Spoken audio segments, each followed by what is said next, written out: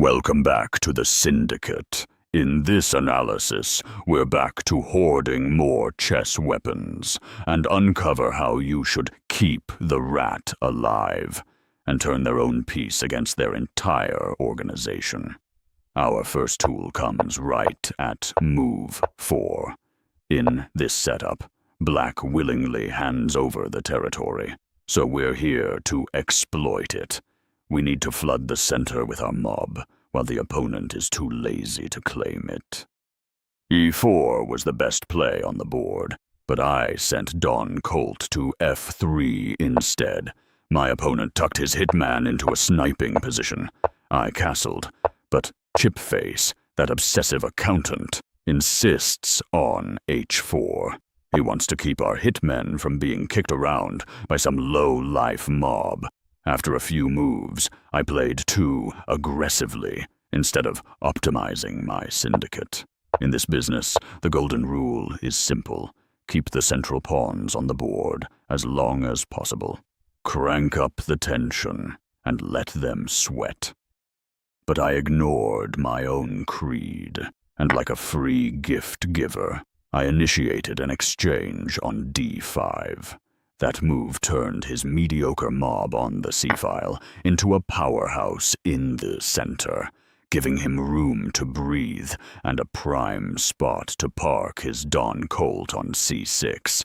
Black missed the hit and gave me a second chance to beef up the crew. But did I take it? Nah, I thought I smelled blood, but it was just my own sweat, the mark of an amateur. Instead of cementing my clan with the natural hitman G3 and brick E1, I repeated my earlier mistake and ordered the duel between the Don Colts. Most probably I was on a tilt as I initiated another bad exchange. The rival family only had to recapture with the E-mob to improve their hitman and strengthen their mob structure. Instead, they ordered Molly out for vengeance. Not the smartest move. Bringing her into the line of fire this early is usually bad business. After Molly fled to H5, the position was begging to take over the C Street with the brick. In this line, there is a subtle positional maneuver supported by a nasty tactic. Take your time or witness the execution. With Hitman D6, we drag him out from the danger zone and kick the fat ass of the brick. But that brick is a tough guy. After he pins both our hitmen, we're left with a very sad face, unless our brave mob on B2 corners Molly, and our hitman gains another tempo on her if she decides to flee. If they foolishly steamroll on B4, our hitman is ready to take both Molly and Brick hostage with the help of our Brick on C1. Now, let's get back to the game, where I opted for Molly B3. I strived to follow our predator's creed, but I violated our code. The creed sounds like this.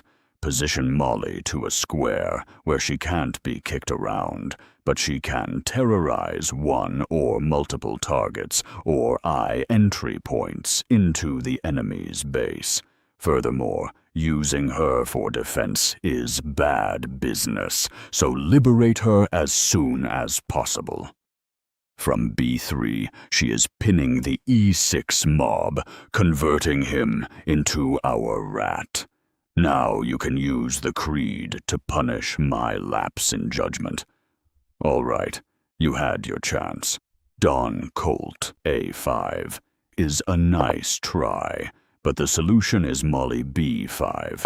You can try to use the creed again to prove why Don Colt A5 is useless. No more time to think. Molly C3 counters Black's response. From this district, she delivers a kickback on the beast, tying down Molly, while she is even eyeing the C7 entry point. The clinical way out from this is Don Colt C6, retracting the beast while defending the entry point simultaneously. It offers a mob to grab, but the syndicate has to use the rat strategy, which even allows us to throw away the hitman duo. A fairly uncommon situation you might want to drill into your brain. Let's practice the Predator's Creed a bit more. How would you proceed if the opposition storms back with Molly? This time, Chipface approves Molly B3. She terrorizes E6, and she can't be poked, at least not efficiently, as Don Colt A5 runs into a similar rat strategy. Or into the bricks marching into the 7th rank. Anyway, the opponent did find Molly B5, and I had to decline the dance as I held the edge. They developed their hitman to D7, and once again, I was certain I had to attack that weak E6 mob. But the previous recommendation, moving the brick to C1, is still superior, leading to an interesting business where a small mistake causes a blood spill. The solution is Hitman G7, Godfather G7, and Brick C7 check. This allows our brick to switch into bulldozer mode. After the king crawls to G8, Molly can riddle the hitman on F3 with bullets. Now, back to our position. Black lashed out with F5. Here I should have thrown away my hitman duo. Why? Because my hitman became deadweight with all the enemy mobs clogging the white squares, and my Don Colt is able to show the monster within after jumping into E5. If Black decides to take him out with the hitman on G7, our dominance on the black squares, paired with initiative, will lead to some truly nasty business. How should we proceed if the black hitman springs to life on C6? Should we just throw away our newborn monster?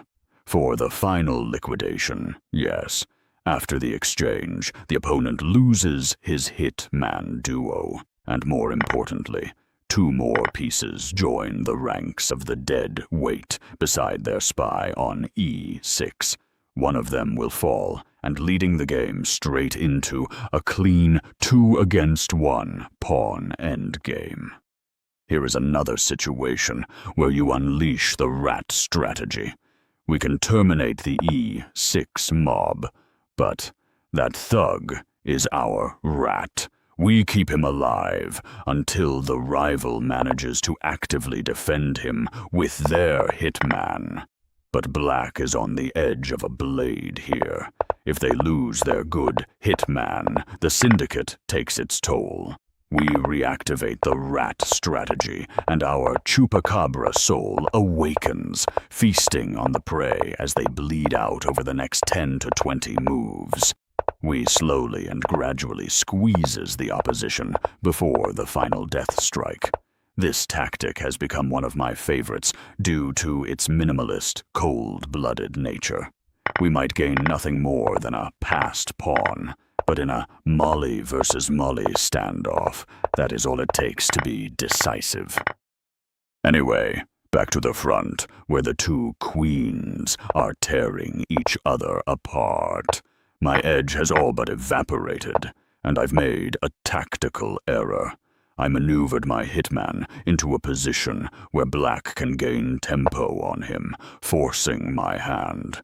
After a few brutal street fights, I lost my way. Freeze the frame and figure out a formidable formation for our family.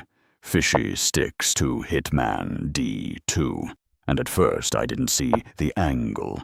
Upon further inspection, I deciphered the plan. First, we reduce our vulnerability by relocating the hitman to a guarded post. Second, the only weaknesses are the Godfather's position and the h7 pawn.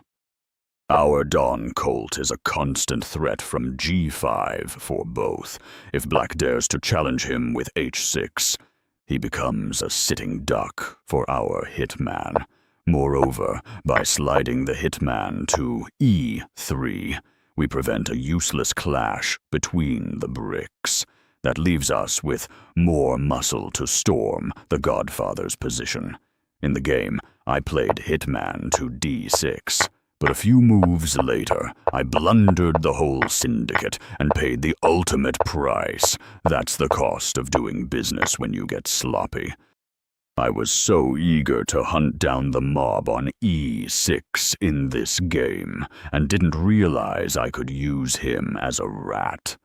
Anyway, I laid my cards on the table. Now it's your turn. What do you think of the Predator's creed and the rat strategy? Share your comments in the shadows below, and join the Chupacabra pack to stash more chess weapons.